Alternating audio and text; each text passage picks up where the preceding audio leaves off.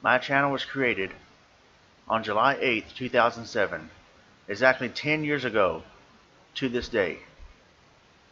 I've told this story many times. In the summer of 2007, I started watching a lot of Rmake21 videos. Now, I don't know where he's at today. I've heard various things about him, that he's married, or he has an alternate channel that he don't really work on anymore. Whatever, it doesn't matter. But in the summer of 2007, things were tough. My job shut down and I was forced to get a new one, which made my work schedule and my school schedule conflict with each other, and therefore things were tough. The Chris Benoit family tragedy happened in June 2007, and just mentally things were kind of really happening too fast for me to where it was hard for me to mentally process everything. And so one of the ways I escaped reality was watching Rmake21's videos. Now, AVGN had already established itself before this point, but watching Rmake's videos really entertained me. As a matter of fact, I'll go back even further to March 2007. An old MSN group friend named Tex, who I haven't talked to really since then, was a cool guy, and he shared a video on my MSN chat group, which was called Southside Video Games. He shared a video called Games That Suck, Big Rigs Over the Road Racing. The title of the message that he posted was, "Is this the worst game ever?" And so I clicked on it, and man, it was just hilarious. Rmake21 ripping apart big rigs over the road racing for PC. And it was a freaking hilarious commentary and hilarious review. I watched it over and over again because I couldn't believe how horrible this game was. It was hilariously bad. And so a few months roll by, and then my job shuts down, and then I start watching more of his videos. And I was very hooked on his channel. So finally, I decided to comment, favorite, rate, and subscribe. And in order to do that, you must have an account. So I created an account and named it Ronmower, with no real intention of doing any videos on this channel. All I really wanted to do was comment, favorite, rate, and subscribe. And this was back then when you had the 5-star rating system, and I still miss that. But anyway, that's the main reason why I created the channel. But then in the next few weeks or so, maybe next month or so, I was like, man, Rmake21 don't really put much editing in his videos. And I don't mean that in a bad way, but I mean he don't put much, like, some of his videos did have a lot of editing, but most of them was just like no intros or ending, just record and play, or record and commentate. And he didn't need to do any fancy editing to be entertaining. And that's not knocking anybody else that has fancy editing, because AVGN's videos were very entertaining to watch with all the fancy editing and everything. But Rmake21's style was very simple, and I'm like, man, I could do that. I think I could do that, but how? And I've already stated in my humble beginnings video that I had a hard time figuring out how to edit, to even record and screen capture. And then another YouTube user who I haven't talked to in a long time, DXVSS something, I forgot, he indirectly taught me how to record footage with a webcam. Oh, well, I have a webcam, I can do that. It was bootlegged, it was very tacky. Put a webcam in front of your TV. It was very low budget, which is where the low budget review name came. And so, as some of you know, I did the low budget review series in the very beginning with a webcam. Now, I was still trying to learn how to do videos, and I think in August, the very first video that was ever uploaded was of me and Swindoll sitting in front of the webcam advertising the ST2K show being moved to YouTube. Because as very few of you know, the ST2K show used to be nothing but an audio file. And kind of like the old ST2K shows that we've done where we interview people, where we talk about this and that, and we call them podcasts, even though we don't really broadcast live or have them on iTunes or whatever. We still call it podcast, you know, audio show, whatever. And so back then, it was very, very, very humble beginnings in 2004 as I started doing the SC2K show. And I mentioned that in my humble beginnings video. And if you really care to check that out, here's the video. Well, actually, I'm too lazy to make an annotation. Just click on the link in the description box if you want to watch that. So, anyway, back then, it was nothing but audio shows. And I was like, man, I would like to move the SC2K show onto YouTube. Now, the SC2K channel had not been created yet. So I was going to move it on the Ronmower channel, which they were on the Ronmower channel in 2007 at first, but then I moved them all over to the SC2K channel under the SC2K Archives playlist. And me and Raven and Swindoll and Angel, we would sit in front of the webcam, Venom 22, sometimes a little bit, it'll kind of be in the background, The Unknown, you couldn't see his face in those shows. We would just talk about certain topics in the video game world and then move on to the review of the week and all that stuff. And so even though the channel was created on July 8, 2007, I wasn't actually pumping out any videos until September 2007. Even though in August, I think the very first video I ever uploaded, again, was of me and Swindoll sitting down making a trailer talking about what to look forward to on YouTube. So, but as far as like me being consistently active and uploading videos, September is where it all started. Which is why I will do a 10th anniversary live stream in September to celebrate my 10th anniversary on YouTube, as far as actually making content. But I will get to that in a minute. So with that being said, the channel was created in July of 2007, and I had these ideas in my head. So the origin of the channel was just to be created, just to comment, favorite, rate, and subscribe, and give feedback and all that stuff. I didn't really think I would actually be a content creator or a let's player or reviewer or whatever. So that has been 10 years ago now, this summer, where I would watch a lot of Armake 21 videos. I never met the guy, I never talked to him at all, I never connected with him through social media at all. He probably has no idea who I am. But he did indirectly inspire me. He did inspire me. No matter how controversial he is, whether you love him or hate him, it's funny because my review style is much different from his. After watching his videos and helped me get through the summer while laughing and being entertained by this guy, I thought to myself, man, I want to do that.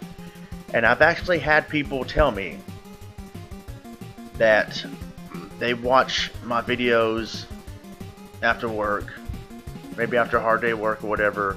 I've had people tell me, like Tibbs, that they've been watching me for years. Minecraft Martin did the same thing. He had watched me for years. I think RGX told me that a while back. They watched me for a long time. And so that was pretty cool to know that. It's good to know, and you never fully know because not everybody is going to comment, favorite, rate, and subscribe, and that's fine. I watch some channels sometimes and I don't have to subscribe to them to keep coming back. So to me, it's not all about the numbers. You may never know, and I do encourage people to post a comment. Hey, let people know if you like their content, because it could really mean the world to them, and it could really motivate them to continue going with making videos. But to me, it's whatever. I do this as a fun hobby. I don't expect everybody to give me feedback, but there's always that possibility there's somebody out there that's been watching you for years and you would never know about it until they finally tell you, man, I've been watching your stuff for years, I'm just now posting a comment. That kind of blows my mind. So people that ask to, hey, please subscribe, hit that subscribe button, no, I already kind of hate it when people do that, because I get why they do it. Of course I would want more subscribers, but the thing is, man, if people like your content, they don't need to subscribe. They'll keep coming back to your channel and watching. Yeah, but Ronnie, when people subscribe to you, they get notified of it. Yeah, that's great, and if people want to do that, that's fine. Me, I mean, yeah, I'll subscribe to certain people depending on what video or what topic they talk about and if it makes me laugh enough, or it makes me say, man, this guy's awesome, I'm going to subscribe to this person, then I'll do it. To me, it's all about if I really feel like subscribing to them. I've gone back to channels like Ronmower. That's probably, I think, the first channel I've ever subscribed to. And I mean, but other channels I would go back, even right now, I'll go back to certain channels and I watch them. I watch certain old videos or I watch their live streams, but I just don't feel like subscribing. Maybe because I don't know if I'm going to keep up with their content all the time. I mean, I subscribe to a lot of, I don't know how many subscriptions I have, but I subscribe to a lot of people, and I don't hardly ever watch their stuff. And so to me, a subscription doesn't necessarily mean anything, because people, like, I have 742 subscribers. Before that, like, if they didn't do the purge, I would probably have 1,000 by now, which means there were a lot of dead accounts, and there probably are still dead accounts in my 742 subscribers that I have. A lot of those, only probably 5% of that number actually watches my content. So, I mean, subscriber numbers don't mean anything. It's really the views that mean something. And to me, sometimes I go back and watch people, I watch their videos without having to subscribe to them, because I just don't feel the need to, and sometimes I may feel like subscribing to them if they just have some sort of video that's so awesome that makes me want to subscribe to them as a way of thanking them, and that I do want to see more of their stuff in the future. Like Rapping the Spectre, I watched one video of his where he talks about cheating in single player games, and he was right, and I agreed with everything he said.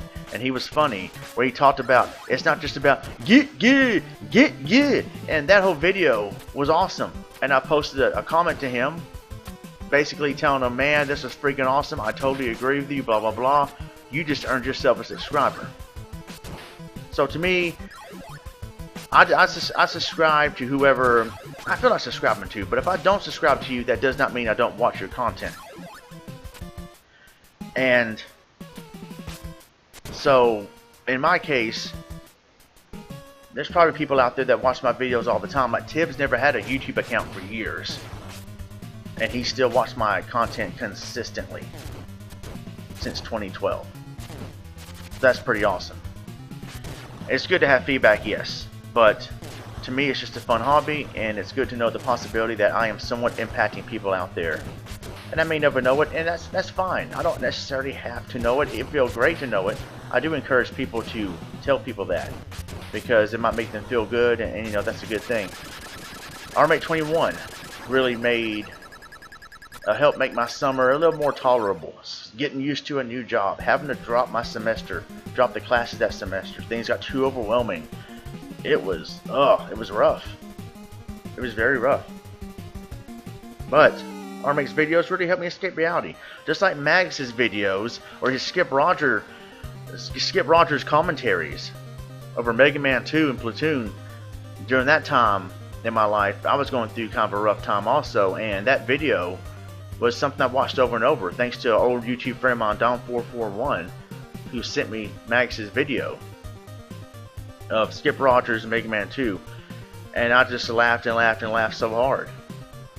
And it helped me get through a dark time. I did not really, I think I did subscribe to Magus because of that, I'm not sure, but I don't think I subscribed to him immediately, because I would go back and check out more of his Skip Rogers stuff and his other videos until I decided to go ahead and subscribe. And it's good to know that 10 years later, I fulfilled the dream. Or actually almost 10 years later. Again, I'll get to the September live stream in a minute. About, 10 years later, man, I'm just entertaining people, making them feel good in a certain way, and that's good to hear. I never thought I would really do this, and once I did do it, I never thought I would really, I guess, do it this long. So that's the origin of this channel. July 8, 2007 is when the Ronmower channel was officially born, but it wasn't until September where I officially began doing videos consistently. Now, if you do go to my videos, you'll see that the oldest video uploaded is like from Halloween 2007. That's because, again, I was experimenting, and so some of the older videos from September are taken down, and I explained some of that stuff in the Humble Beginnings video. So yeah, now let me go ahead and finally talk about the live streams that I'm going to do in September. It'll be on September 4th, because that'll be Labor Day, and I'm usually off Mondays anyway. And so I assume by then I'll be off work, and I'm not going to schedule the live stream yet officially, but 1 week in advance I will officially announce the live stream and schedule it, and then you can see it in your subscription box, and you can set it to notifications to let you know when I go live or what day and time I will go live or whatever. But I plan on going live on Labor Day, September 4th at 4 p.m. Central Time to do a live stream marathon, about 8 hours from 4 p.m. to midnight till the day's over. Just a live stream marathon to celebrate my 10 years on YouTube. I'll be live streaming various games. We'll also be going back to my old videos and just watching them together, some of the favorite videos that I enjoy doing. Some of you can request a video to watch, and we can watch it on live stream together and talk about it, give our best thoughts on it and all that stuff. And yeah, I mean, so that's what I plan on doing. So here lately I've watched a few Armate 21 videos to commemorate the 10 years I actually started to get the idea to do these things. And I never met Armate 21, and I remember a video he did a while back though saying, you know, you guys need to F off, stop asking people, or stop asking me to bring back the Armate 21 character, he's dead, F off. And I thought that was tacky, but regardless, don't get me wrong, if he doesn't want to do it anymore, I'm fine with that. It's just how he presented that. Or maybe he was talking about people, and in all fairness, maybe he was talking about people that were being douchebags and asking him in a rude way. Man, you need to bring back Armate 21. Hey man, why are you going to leave your fans hanging like that? Man, no, he doesn't necessarily owe us anything. No one owes anybody anything on YouTube. I've heard people say, and I've gone on record by saying, man, I wonder what happened to so-and-so. I wonder what happened to so-and-so. Most likely, life is what happened to so-and-so. But I still wish they were around, or I still wish I could know what they're doing, because out of curiosity, I want to know if they're doing fine. And because we don't know for sure what's going on with them. We can only hope and assume the best.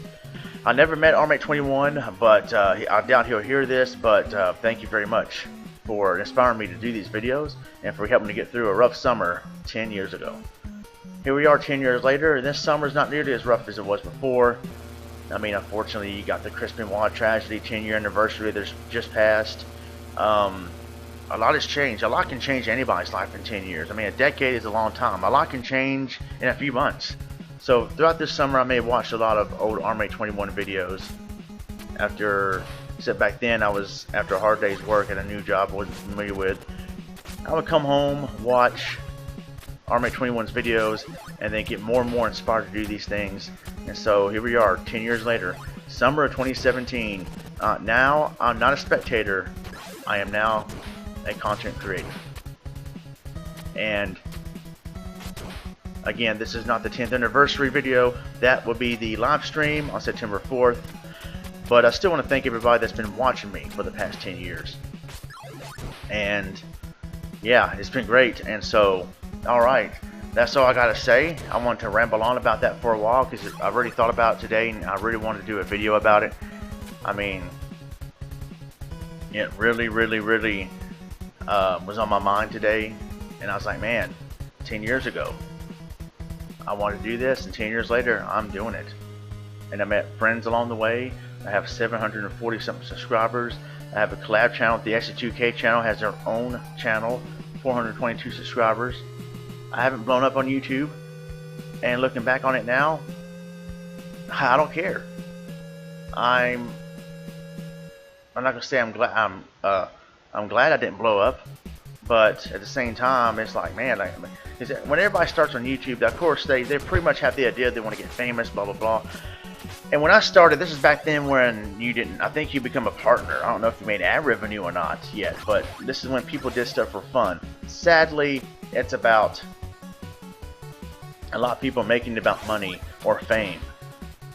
And if you remember the story last week where a woman shot her boyfriend by accident, killed her boyfriend by accident by trying to shoot a bullet at the book, thinking the bullet would not go through the book.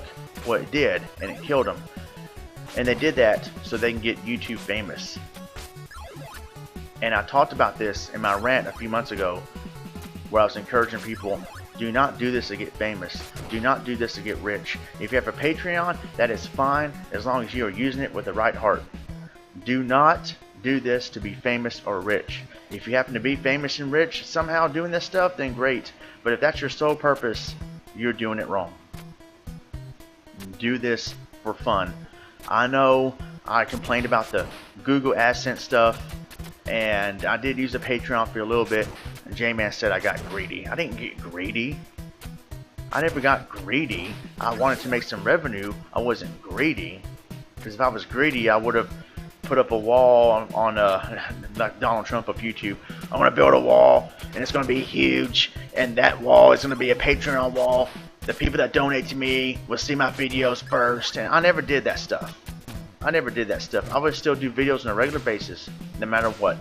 I did back then upload my reviews on Blip first, and then a week later put them on YouTube. But I just want to make revenue doing something I love doing.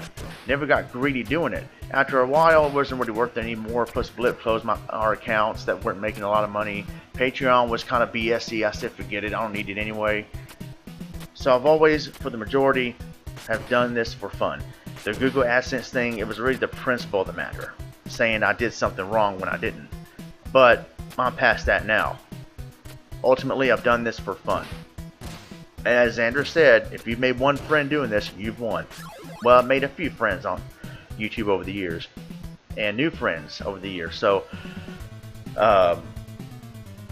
yeah, just do this for fun. Back then, that's what it was all about. And then, of course, Google took it over, and then things started to slowly change and became about revenue and getting famous, getting big. Please comment, favorite, rate, and subscribe. 10 annotations across the screen. You click here and click here and click here and click this social media account. Yeah, I put links to my description. But I put the links to my social media accounts in the description box, but not in the video annotation. Some people just go overboard with that. And I never ask people to subscribe to me because I don't feel the need to. If they want to, they will. If they want to watch my content, they'll come back regardless if they subscribe or not. Just like tips. And I know I've shamelessly plugged some videos here and there, but I kind of did that in a half-joking manner, like I'll mention it in commentary. By the way, if you want to see my Shellgate review or Let's Play, shameless plug, check it on the SC2K channel. And I'm half-joking when I do that. I don't expect people to watch it, just letting people know, hey, well, I did do this Let's Play. Check it out if you want, on this channel, whatever. I don't ever put annotation, really. I might put a link in the description box. We don't have annotations anymore anyway. What am I talking about? The old annotations are still up, but not the new ones, so I couldn't put up annotation if I wanted to. Anyway, alright guys, that is it. I am out of here. I just wanted to share the fact that it was 10 years ago in the summer 2007 when I got the idea to do this channel, and here we are 10 years later. And I'm going to go watch some Army 21 videos to reminisce. And then again in September 4th, I will do a live stream marathon celebrating my 10 years on YouTube. And with that said, guys, I am out of here. Thank you for having a lot of free time to listen to my rambling. I had barely noticed that this was my 10th anniversary of creating this channel, and I really felt like I needed to speak on this a little bit. It was pretty nostalgic, and so yeah, that's why I wanted to speak on this. Thank you very much. I'm Ronmower. God bless. Take care.